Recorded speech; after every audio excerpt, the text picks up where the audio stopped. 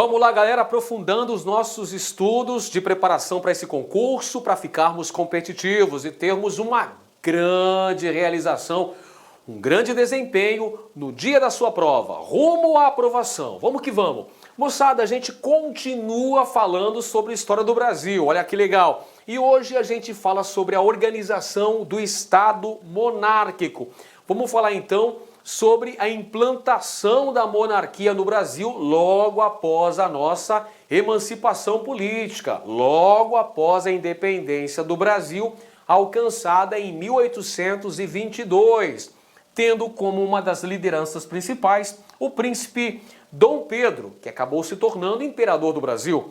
O processo de proclamação da independência no Brasil está relacionado ao contexto de crise do sistema colonial português e a expansão das ideias iluministas na América Portuguesa, gerando a ocorrência de uma série de movimentos emancipacionistas na segunda metade do século XVIII e nas primeiras décadas do século XIX. Conjuração Mineira de 1789, Conjuração Baiana de 1798 e Revolução Pernambucana de 1817. E aí a gente teve, em 1822, uma aliança, um arranjo institucional entre os elementos das elites brasileiras e o príncipe regente de Portugal, Dom Pedro, no sentido de se promover a emancipação política brasileira, mantendo-se os privilégios político-econômicos alcançados pelas elites durante o contexto que antecede a nossa independência. O contexto que antecede a independência política brasileira é chamado de período joanino. É o momento histórico em que a corte portuguesa esteve instalada no Rio de Janeiro, entre 1808 e 1821, aquele momento histórico em que ocorreram uma série de transformações político-econômicas no Brasil. Como consequência da independência do Brasil, tivemos a manutenção de nossa unidade territorial e tivemos também a adoção da monarquia. O Brasil, a propósito, a única monarquia das Américas, a flor exótica das Américas. Enquanto todas as outras nações do continente adotaram a república, após a consolidação de seus processos de independência, o Brasil acabou implantando a monarquia, possuindo imperadores. Foram dois imperadores, o Dom Pedro I e seu filho Dom Pedro II. Pessoal, o processo da proclamação da independência do Brasil foi um movimento essencialmente elitista, desse arranjo político entre a elite brasileira e o príncipe regente Dom Pedro, não teve efetiva participação popular, salvo em algumas regiões onde ocorreram sangrentas lutas pela consolidação da independência, como foi o caso da Bahia. A independência da Bahia só se consolidou no 2 de julho de 1823 e contou com participação das camadas populares. Mas, via de regra, foi um movimento com pouquíssima participação popular. Em algumas regiões do Brasil, na Bahia, Maranhão, Grão-Pará, Piauí, na província cisplatina, houve uma certa resistência à independência do Brasil. Nesses locais, Dom Pedro teve que enviar soldados mercenários para combater as autoridades lusitanas que rechaçavam a ideia da emancipação política brasileira. Bom, vamos falar então sobre o reconhecimento externo da independência do Brasil. O primeiro país a reconhecer a independência do Brasil foram os Estados Unidos da América. Depois, a Inglaterra.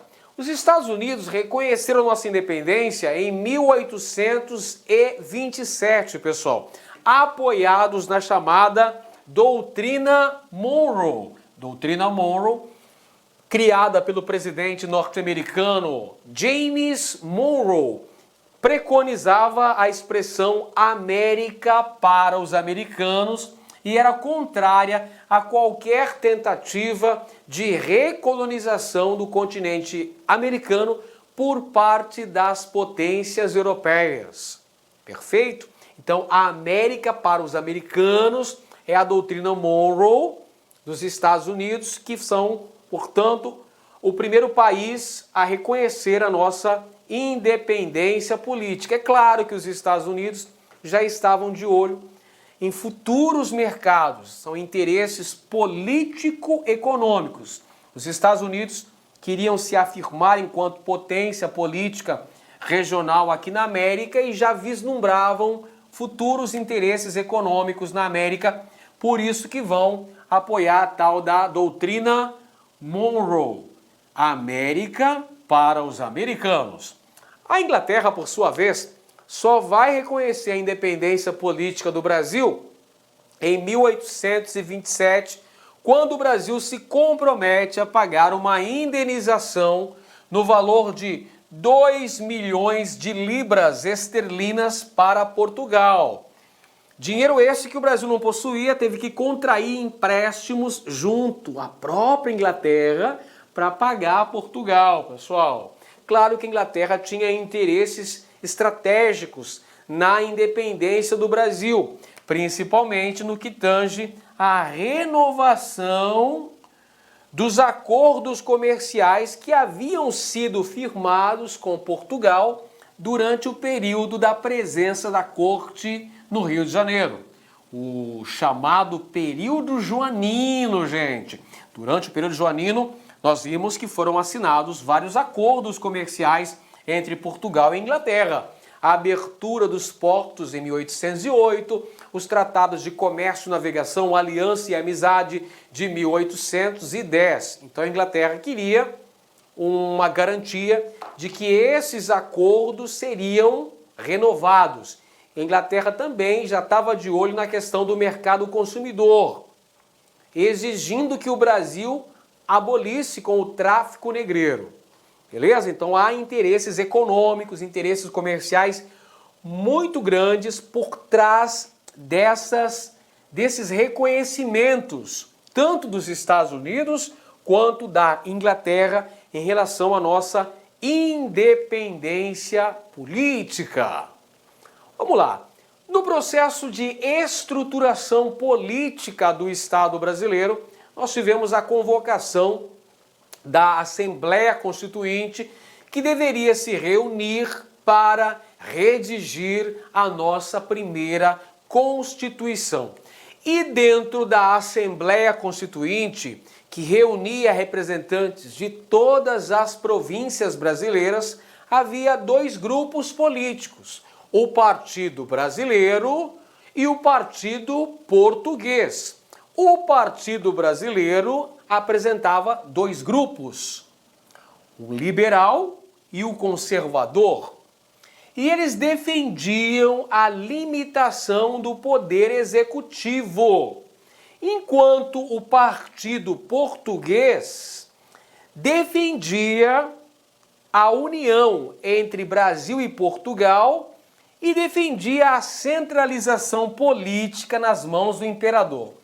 Então, olha só, moçada, já temos dois grupos que estão na Assembleia Constituinte, que estão discutindo a formação das leis que norteariam a primeira Constituição brasileira, mas são dois grupos opostos. O grupo brasileiro, liberais e conservadores, que queriam diminuir as atribuições políticas do imperador. Já o grupo português, composto por grandes comerciantes, defendia uma união Brasil-Portugal. Afinal de contas, o imperador era filho do rei de Portugal. O imperador do Brasil, Dom Pedro I, era filho de Dom João VI, rei de Portugal, e defendiam também uma centralização política nas mãos do imperador. Em 1823, aconteceu a formação de um projeto constitucional que ganhou o apelido de Constituição da Mandioca. É uma proposta de projeto constitucional que visava limitar os poderes do imperador Dom Pedro e estabelecer também o voto censitário. Então, olha só, a Constituição da Mandioca, por que tem esse nome, professor, de Constituição da Mandioca? Porque usava como critério para a participação política que o indivíduo possuísse 150 alqueires de mandioca. Ou seja, se fosse um grande proprietário, ele teria necessariamente roças de mandioca porque era a alimentação básica dos escravos. Qual que era o objetivo aí dos postulantes da Constituição da Mandioca?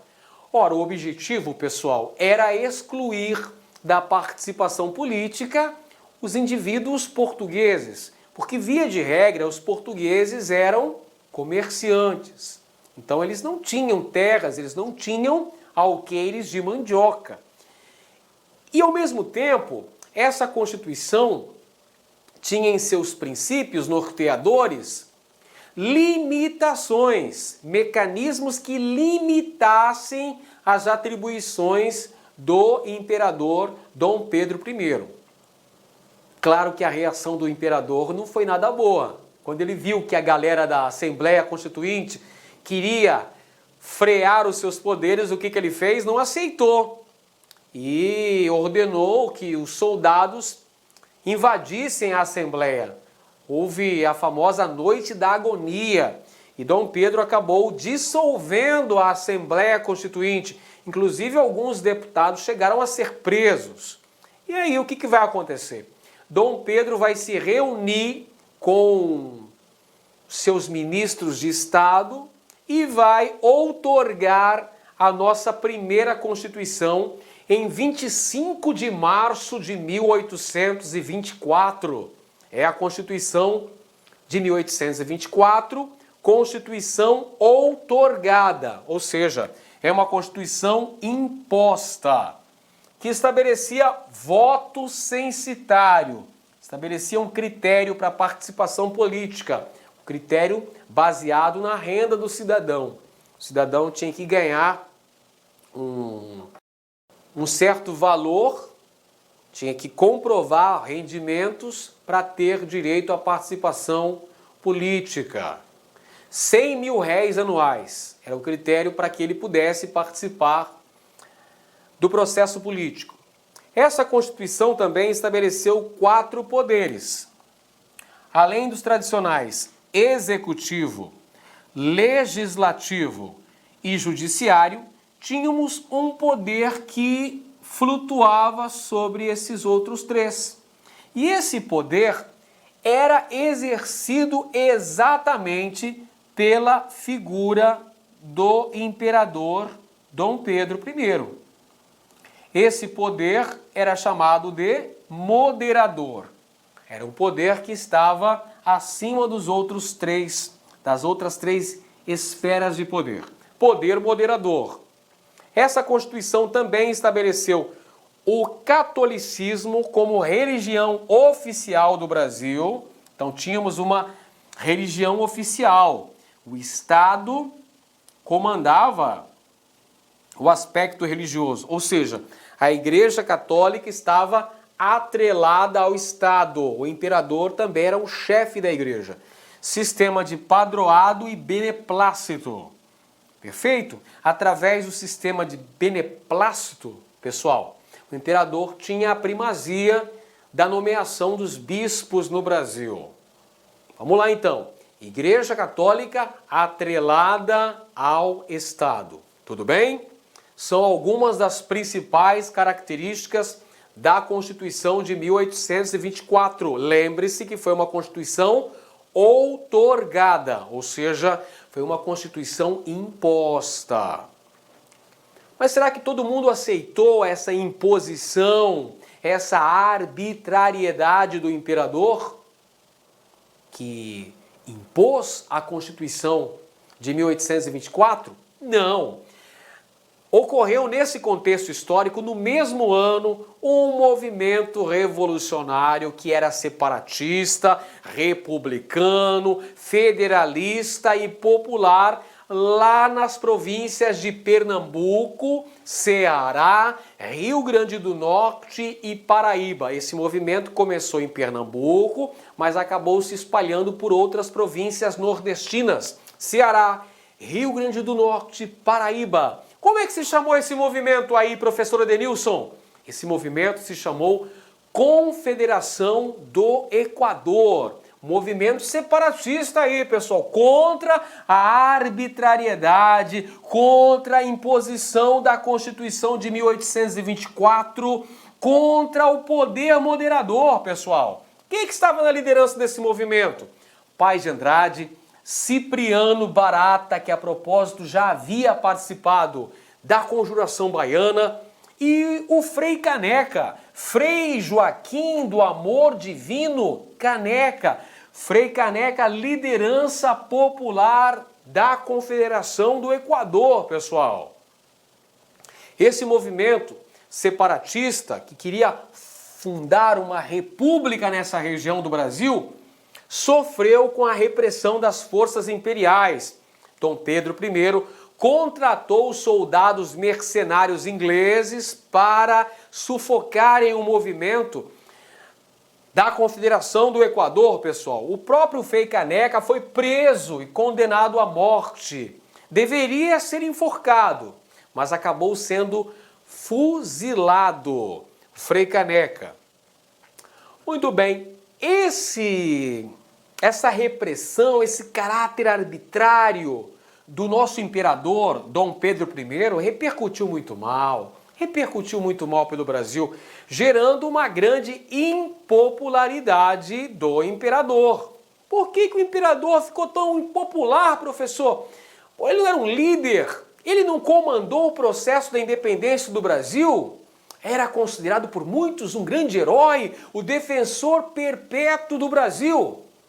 Tudo bem, porém a imposição da Constituição de 1824, a imposição do poder moderador, a violenta repressão à Confederação do Equador, tudo isso acabou minando esse prestígio que o imperador Dom Pedro possuía, pessoal. Então olha só, o autoritarismo do imperador, a crise econômica que o Brasil entrou por causa dos gastos militares, a contração de empréstimos junto à Inglaterra, o aumento da nossa dívida externa, a questão sucessória em Portugal, porque quando morreu o rei de Portugal, Dom João VI, o Dom Pedro I era o herdeiro ao trono, pessoal. Então ele vai abdicar do trono português em favor de sua filha, Dona Maria da Glória, e vai nomear o seu irmão, Dom Miguel, irmão de Dom Pedro, para ser tutor de Dona Maria da Glória, que era uma criança ainda, até que ela pudesse governar em Portugal. Mas Dom Miguel usurpou do trono. Então isso gera uma crise sucessória em Portugal. E Dom Pedro, para defender os direitos dinásticos de sua filha, ele vai brigar com Dom Miguel. Só que quando Dom Pedro vai se intrometendo na questão sucessória portuguesa, ele contraria os interesses das elites brasileiras, pessoal. As elites brasileiras, pouco a pouco, vão se afastando da figura do imperador Dom Pedro I. Tem também a questão da Guerra da Cisplatina, que o Brasil se envolveu e não conseguiu vencer essa guerra, que termina com a independência da Cisplatina e a formação do Uruguai na região, com o apoio inglês, a propósito. Temos também o assassinato de Líbero Badaró, jornalista ítalo-brasileiro, lá em São Paulo, que fazia críticas ao imperador. Por conta disso, acabou sendo morto a mando de Dom Pedro. O assassinato de Líbero Badaró, que teria dito: morre um liberal, mas não a liberdade. O assassinato de Líbero Badaró, pessoal, aumenta ainda mais a impopularidade de Dom Pedro. E aí a gente tem a Noite das Garrafadas, que aconteceu no Rio de Janeiro, em março de 1831, quando Dom Pedro retornava para a capital do Brasil, depois de uma viagem a Minas Gerais, onde ele não foi muito bem recepcionado, e aí os portugueses iam fazer festas para comemorar a volta do imperador. Mas os brasileiros sabotaram essa festa. Os brasileiros promoveram uma série de quebra-quebras no Rio de Janeiro, que ficou conhecida como Noite das Garrafadas, 13 de março de 1831. No mês seguinte, em abril, Dom Pedro, diante das pressões, da perda do apoio das elites brasileiras, desse desgaste político e também com o objetivo de ir para Portugal para lutar pelos interesses de sua filha, Dona Maria da Glória, contra o irmão dele, Dom Miguel, ele resolve então, em 7 de abril de 1831, abdicar do trono brasileiro em favor de seu filho, Dom Pedro de Alcântara, que na época tinha apenas e tão somente 5 anos de idade, portanto não podia assumir o trono brasileiro a partir de então. Então o que vai acontecer, professor? Vai acontecer a convocação das regências. É o período regencial no Brasil, o período durante a menoridade do príncipe herdeiro. Vamos lá, período regencial no Brasil é o período da menoridade do príncipe herdeiro Dom Pedro II, não é? O Pedro de Alcântara. Então, a menoridade, período de menoridade do herdeiro ao trono. O herdeiro ao trono tinha apenas 5 aninhos. O período regencial se estendeu de 1831 a 1840. É um período marcado por grandes agitações políticas envolvendo os grupos dominantes no Brasil e também o outro fato que marca o período regencial foi a ocorrência de revoltas nas províncias, uma série de revoltas nas províncias brasileiras, as chamadas revoltas regenciais. Regenciais, agora sim. Então, gente, o período regencial é um dos momentos mais agitados da história política brasileira, marcado então por grandes rivalidades entre os grupos hegemônicos da política nacional e pela ocorrência de uma série de rebeliões em várias províncias brasileiras. No início do período regencial, haviam 3 grupos políticos que disputavam o controle, a hegemonia, a batuta da condução política brasileira, que eram os moderados. Os moderados eram monarquistas e escravagistas. Esses moderados eram geralmente grandes proprietários de terras. Eles defendiam o unitarismo e eram a principal força política no Brasil.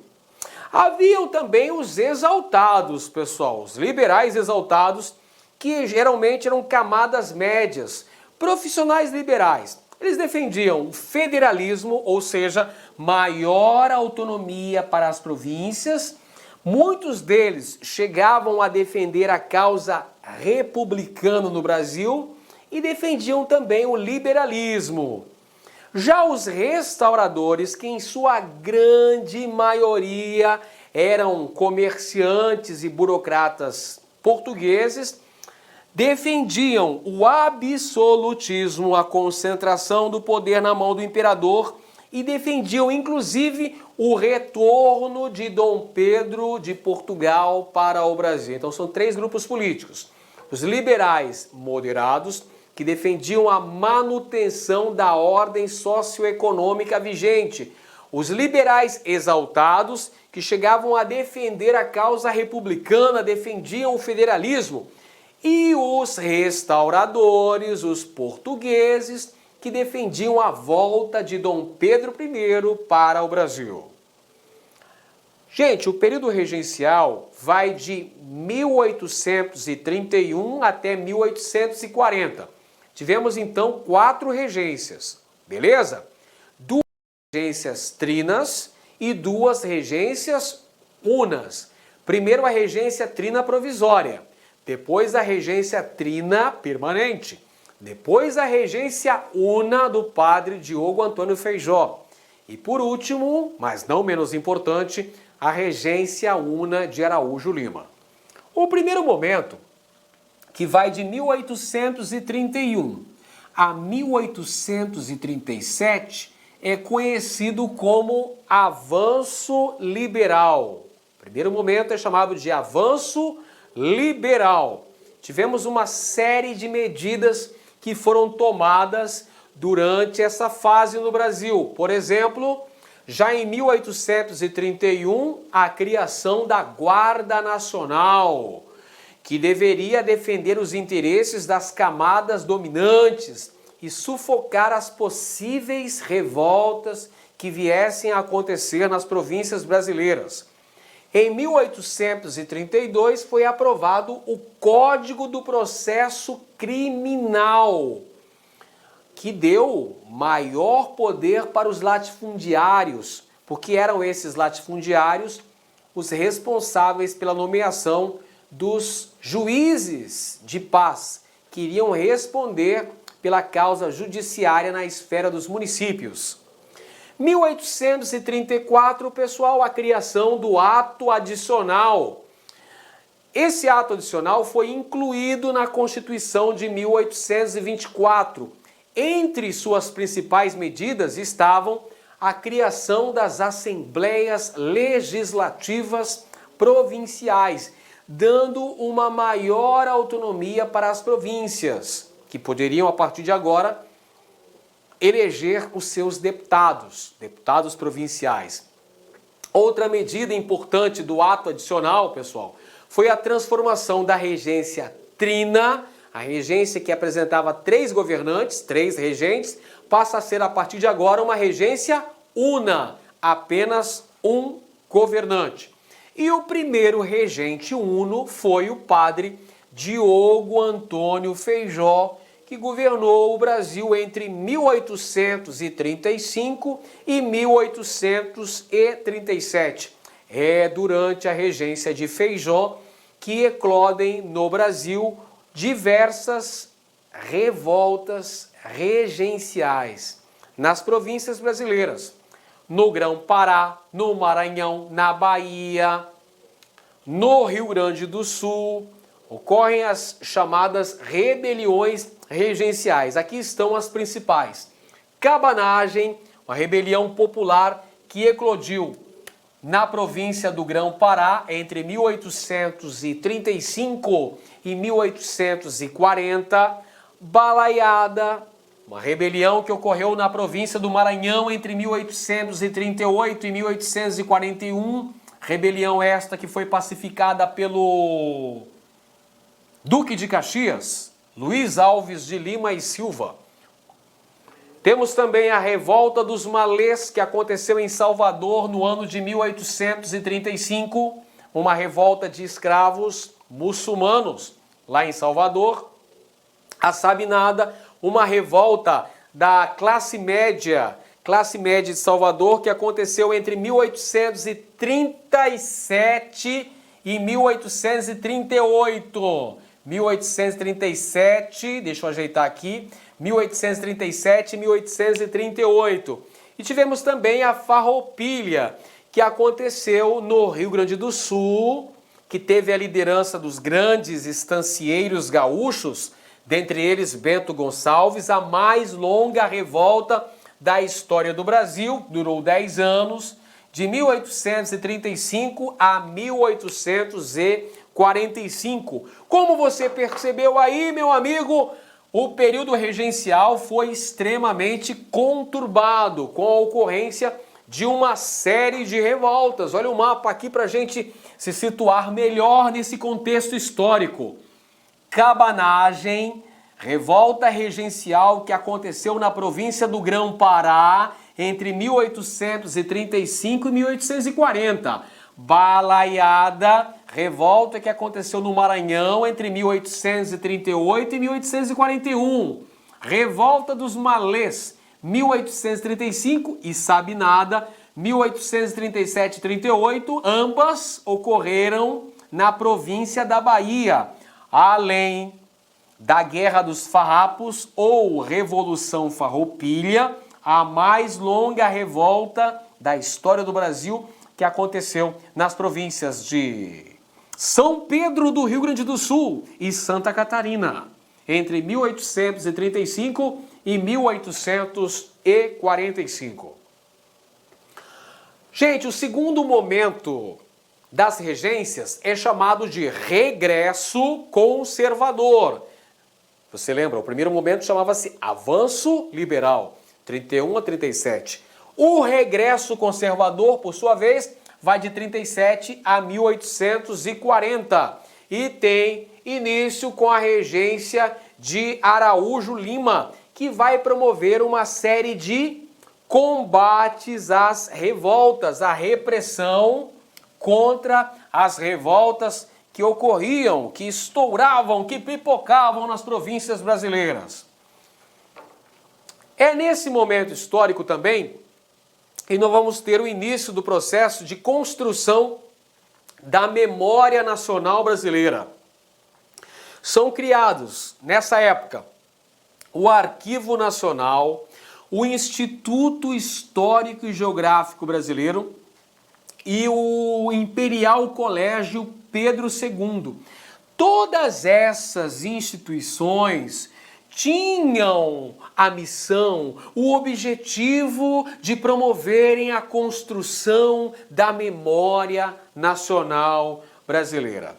Outro ato importante tomado por Araújo Lima foi a adoção da Lei Interpretativa do Ato Adicional, que foi em 1840, uma medida que na prática anulava o ato adicional de 1834, pessoal. O ato adicional de 1834 deu maior liberdade para as províncias.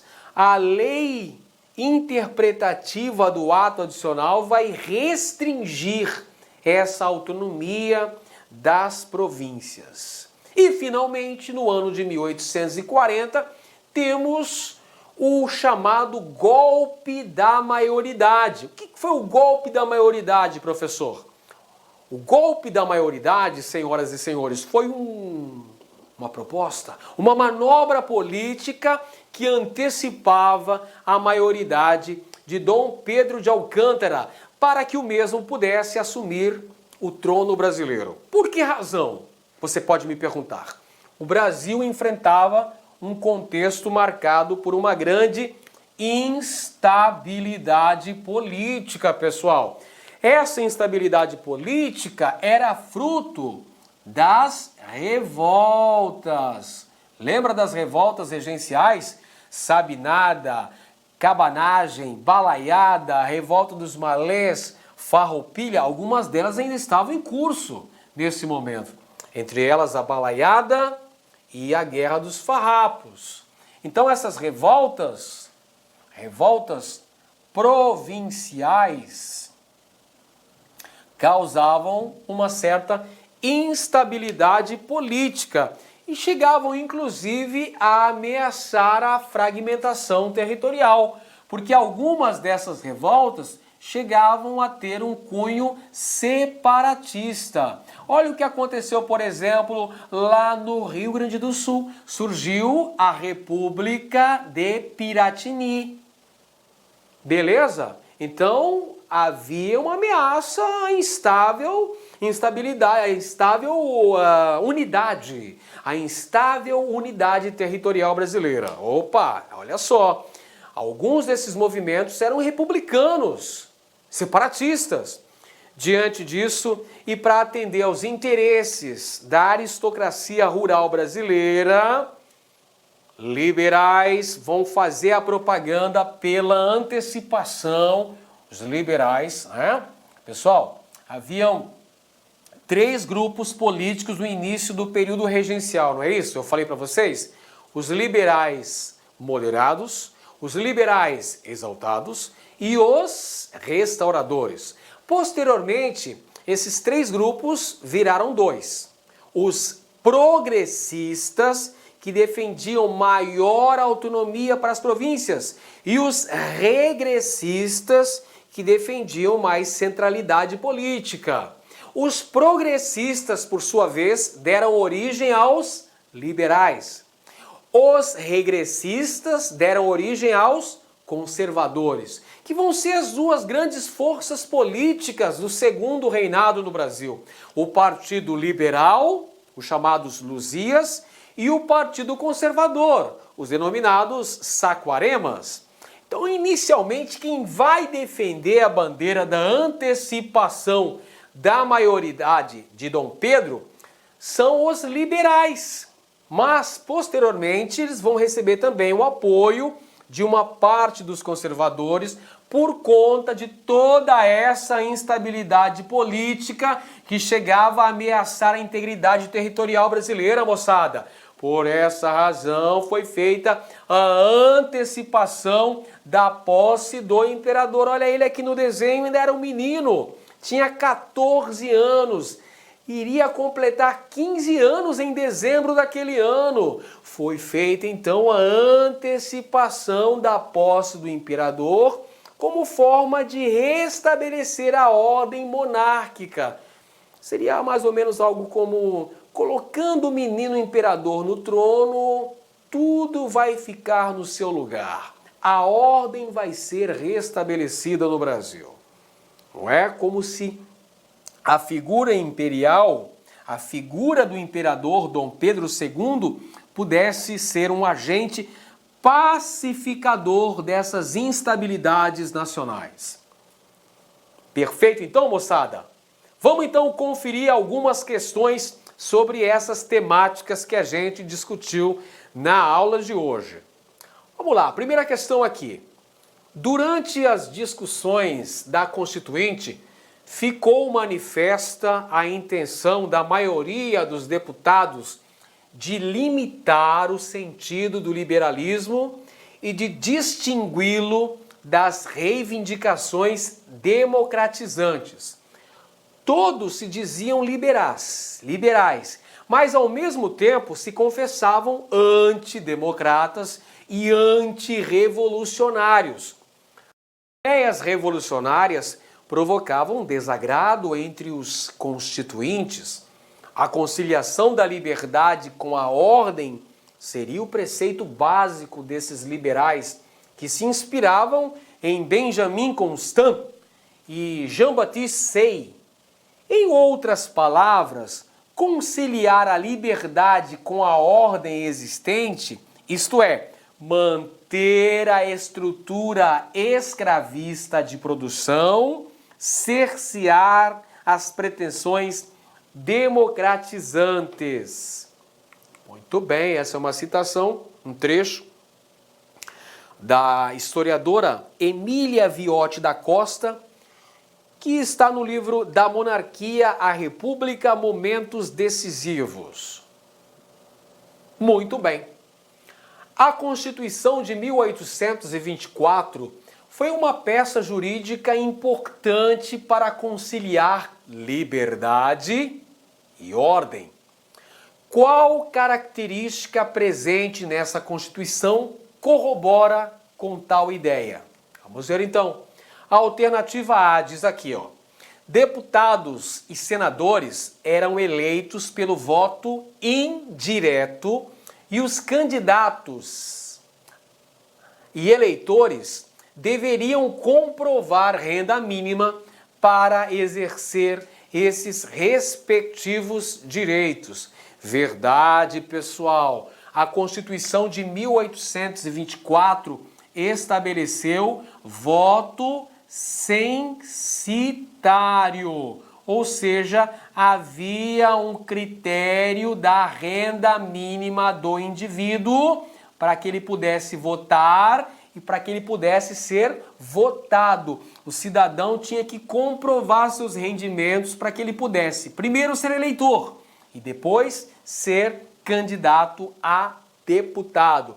Segundo ponto, pessoal, as eleições eram indiretas. Como assim eleições indiretas, professor? Porque haviam dois tipos de eleitores. Os eleitores de paróquia e os eleitores de província. Os eleitores de paróquia votavam nos eleitores de província. Os eleitores de província, por sua vez, queriam escolher os deputados, queriam eleger os deputados. Portanto, podemos dizer que as eleições eram indiretas e o voto era censitário, isto é, baseado nos rendimentos do cidadão. Alternativa correta, letra A. Vamos conferir as outras então. Letra B foi organizada em 3 poderes: executivo, legislativo e judiciário, como forma de controlar as influências portuguesas. Pessoal, vamos lembrar que a Constituição de 1824 estabelecia 4 poderes. Além dos 3 mencionados anteriormente, tínhamos o poder moderador, que era exercido exclusivamente pelo imperador. Através do poder moderador, o imperador comandava, controlava as outras esferas de poder no Brasil. Letra C, restringiu o direito de voto a nobres, militares, letrados e clero. Por isso teve curta vigência. Não, pessoal, o voto não estava restrito a nobres, não. O voto era censitário. Se o indivíduo conseguisse comprovar os seus rendimentos, ele tinha direito a voto. E essa legislação vigorou durante todo o Império Brasileiro. A Constituição de 1824 vigorou até a proclamação da República. Letra D. Teve caráter federativo como forma de assegurar os interesses políticos das elites regionais, como contrapartida ao poder do imperador. Não, gente. A Constituição de 1824 teve caráter unitarista, centralizadora na figura do imperador. Lembra que tinha até o poder moderador, gente. Tanto é que várias lideranças nas províncias clamavam por federalismo, clamavam por autonomia política. E aí, em 1834, foi aprovado o Ato Adicional, que promoveu, entre outras coisas, a criação das assembleias legislativas.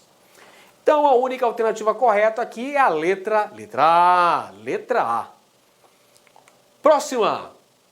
As opções a seguir apresentam aspectos sociopolíticos estabelecidos pela Constituição de 1824, à exceção de uma, assinale-a.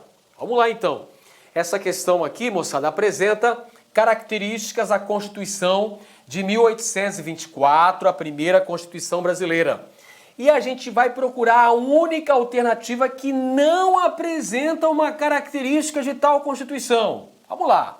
Letra A, estabelecimento de um governo monárquico, hereditário e constitucional. Verdadeira ou falsa? Verdadeira. A Constituição de 1824, Constituição esta outorgada, estabelecia uma monarquia hereditária, o poder passando de pai para filho. E tivemos também o caráter constitucional, a Constituição de 1824, correta? Letra B, fixação de duração temporária para os cargos da Câmara dos Deputados e vitalícia para os do Senado. Verdadeiro também, pessoal. O deputado geral, que era eleito na província, tinha um mandato determinado, mas o senador, que era escolhido pelo próprio imperador a partir de uma lista tríplice enviada pelas províncias, tinha mandato, olha só, vitalício para o resto da vida. Olha só, verdade também. Letra C, manutenção do catolicismo romano como religião oficial, com liberdade de culto particular para outras religiões. Verdade também, pessoal. Essa Constituição estabeleceu o catolicismo como religião oficial do Brasil e o imperador como chefe da Igreja Católica também no país. Porém, essa Constituição dava liberdade de culto particular. Se você não fosse católico, que quisesse manter a sua religião dentro do seu lar, você poderia. Você só não poderia edificar um templo de uma outra religião, mas dentro da sua casa você poderia ter os seus cultos particulares. Verdadeiro. Letra D. Criação de uma nobreza incapaz de legar seus títulos concedidos pelo imperador. Verdade, pessoal. Verdade. Houve a criação de uma nobreza no Brasil que não passava. Esses títulos de nobreza eram concedidos, muitas vezes vendidos, pelo imperador. Mas essa nobreza não legava seus títulos para os seus sucessores, no caso, para os seus filhos, não é? Não havia essa transmissão desses títulos.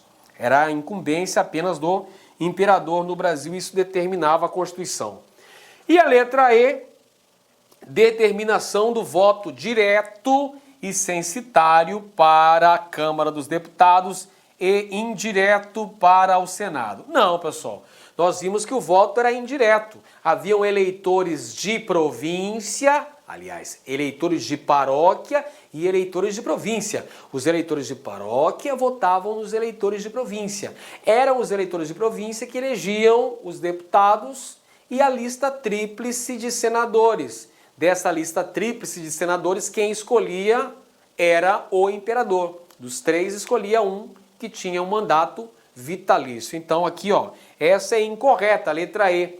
O voto era indireto, moçada, e não voto direto. Letra E está incorreta.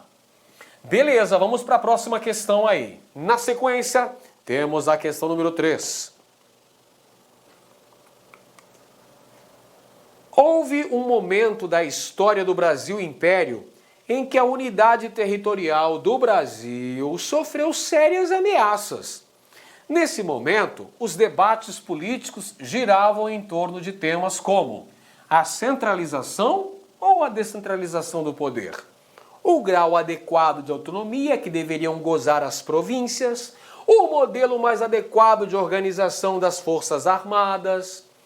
A alternativa que traz a denominação correta do período em referência é...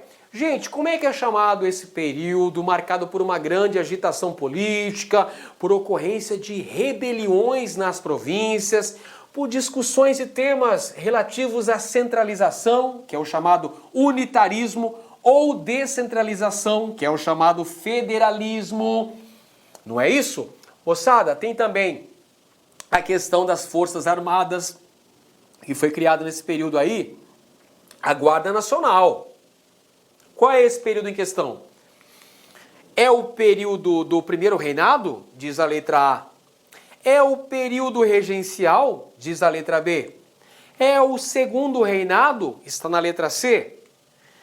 Ou é o governo provisório institucional? Na letra D. Ou seria ainda a Guerra do Paraguai? Na letra E. Pessoal, em qual período tivemos acaloradas discussões em torno desses temas? Foi durante o período regencial, que vai de 1831 até 1840, período da minoridade de Dom Pedro de Alcântara, o futuro Dom Pedro II. Beleza. Próxima questão. Relacione as reformas político-institucionais do período regencial com suas respectivas funções. Vamos ver. Número 1, Guarda Nacional. Número 2, Código do Processo Criminal. Número 3, Ato Adicional. Número 4, Lei Interpretativa do Ato Adicional. Vamos lá. A Guarda Nacional foi criada pelo então ministro da Justiça, o Padre Feijó, em 1831. Era uma instituição para defender os interesses das camadas dominantes e combater as revoltas.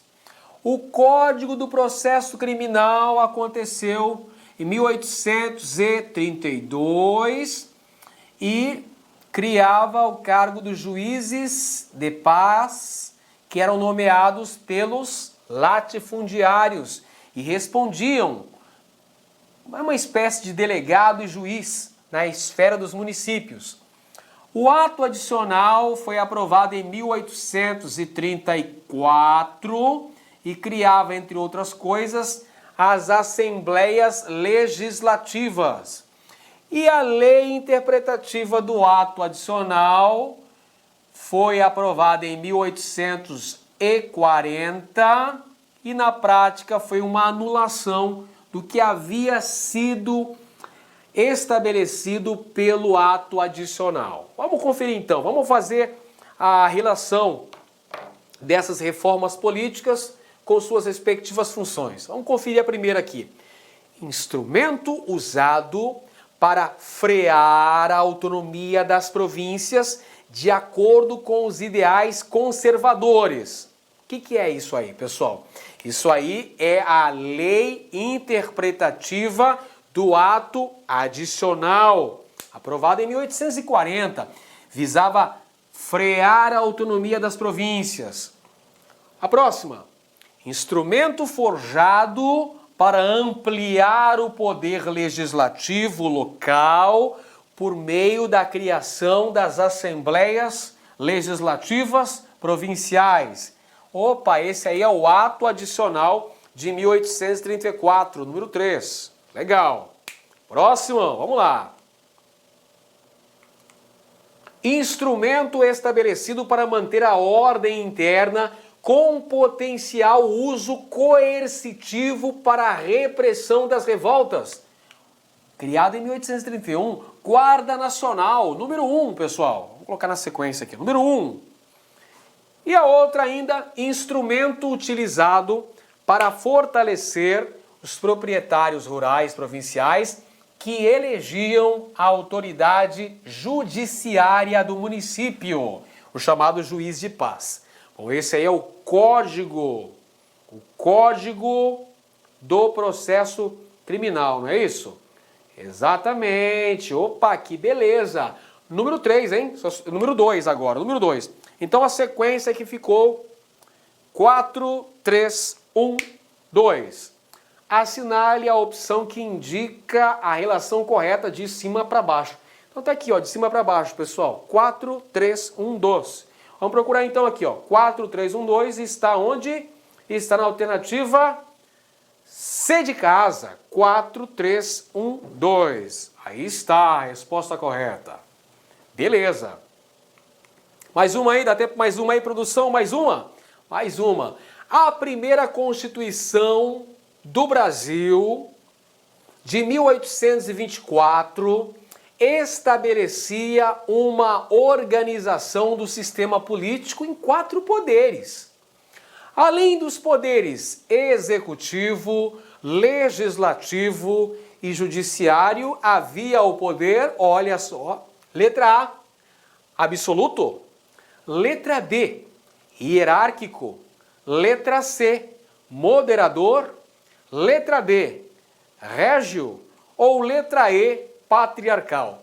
E aí, moçada, quais eram os 4 poderes estabelecidos pela Constituição de 1824? Então a gente tinha executivo, legislativo, judiciário e moderador. Poder que era exercido pelo próprio imperador. Alternativa correta, letra C. É isso aí, moçada. Continue estudando com antecedência, planejamento e foco. Assim você terá grandes resultados. Assim você chegará mais próximo da sua aprovação. Grande abraço, bons estudos e cuide-se bem. Clique lá